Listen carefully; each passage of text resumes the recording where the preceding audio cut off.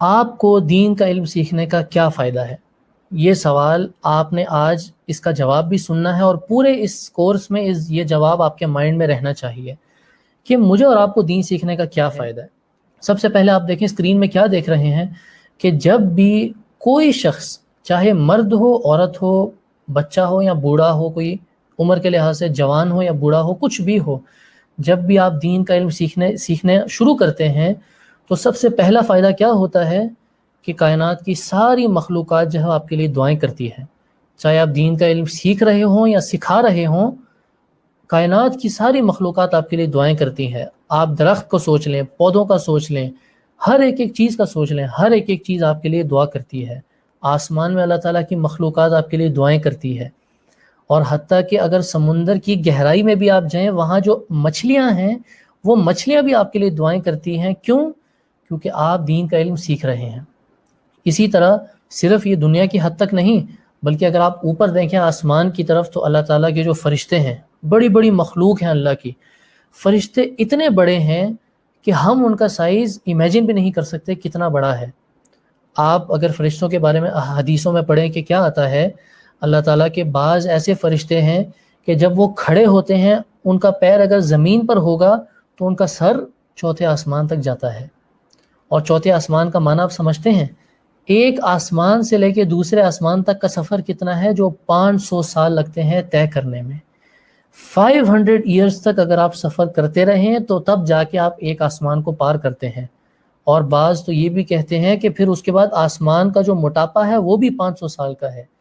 یعنی اتنا لمبا سفر آپ طے کرتے ہیں تو ایک آسمان سے آپ دوسرے آسمان تک جاتے ہیں، پھر سے 500 سال کا سفر آپ طے کرتے ہیں، دوسرے سے تیسرے جاتے ہیں۔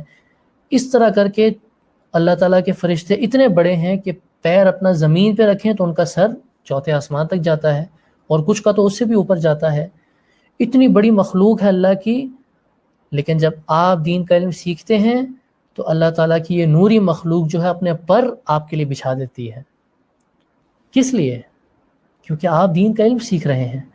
آپ وہ علم سیکھ رہے ہیں جس میں آپ کی ہر لحاظ سے بھلائی ہے، ہر لحاظ سے آپ کے لیے فائدہ ہے۔ اور اللہ تعالیٰ کی ساری مخلوقات آسمان کی جانتی ہے کہ جب بندہ دین کا علم سیکھتا ہے تو اس کا مقام اللہ کے ہاں اتنا اونچا ہو جاتا ہے کہ اللہ تعالیٰ کے فرشتے اپنے پر جھکاتے ہیں آپ کے لیے۔ آپ گھر بیٹھے بیٹھے یہ چیزیں سوچ سکتے ہیں کہ آپ ابھی علم سیکھ رہے ہیں، آپ کے گھر کے جتنے پودے درخت ہیں وہ آپ کے لیے دعائیں کر رہے ہیں۔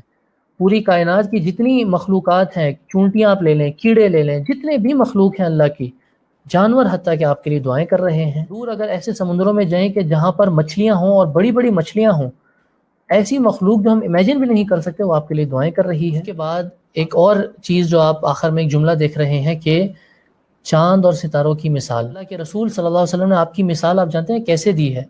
جو بھی شخص دین کا علم کسی کو سکھاتا ہے، اگر ہم ایک جگہ اس کو رکھ لیں، ایک بندہ ہے جس نے دین کا علم سیکھا، لوگوں کو سکھایا، اور دوسرا بندہ ہم ایسا رکھیں کہ جو دن رات اللہ تعالیٰ کی عبادت کرتا ہے۔ ایک دین کا علم سیکھ کے سکھا رہا ہے، دوسرا عبادت کر رہا ہے بس۔ تو یہ شخص جو دین کا علم سکھا رہا ہے، اس کی مثال حدیث میں آتا ہے کہ چاند کی طرح ہے، اور وہ شخص جو دن رات اللہ تعالیٰ کی عبادت کر رہا ہے، اس کی مثال ستاروں کی طرح ہے۔ آسمان پہ اگر آپ دیکھیں، ستارے کتنے زیادہ ہمیں نظر آتے ہیں، لیکن وہ اتنے دور ہوتے ہیں کہ ہمیں چھوٹے سے نظر آتے ہیں۔ لیکن چاند ایک اکیلا ہوتا ہے اور پوری دنیا کو جو ہے وہ روشنی دیتا ہے۔ پوری رات ہوتی ہے لیکن چاند کی چمک ہمیں نظر آتی ہے۔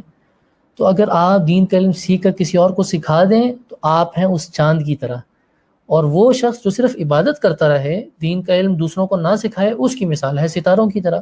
یعنی چمک اس میں بھی ہے کیونکہ وہ اللہ کی عبادت کر رہے ہیں، لیکن آپ کے اندر ایک ایکسٹرا پوائنٹ کیا ہے کہ آپ اللہ کی عبادت بھی کرتے ہیں، لیکن اس کے ساتھ ساتھ آپ دین کا علم سیکھ کے لوگوں کو سکھا رہے ہیں، تو آپ اس چاند کی طرح ہو گئے جو پوری دنیا کو نظر آتا ہے چمکتا ہوا۔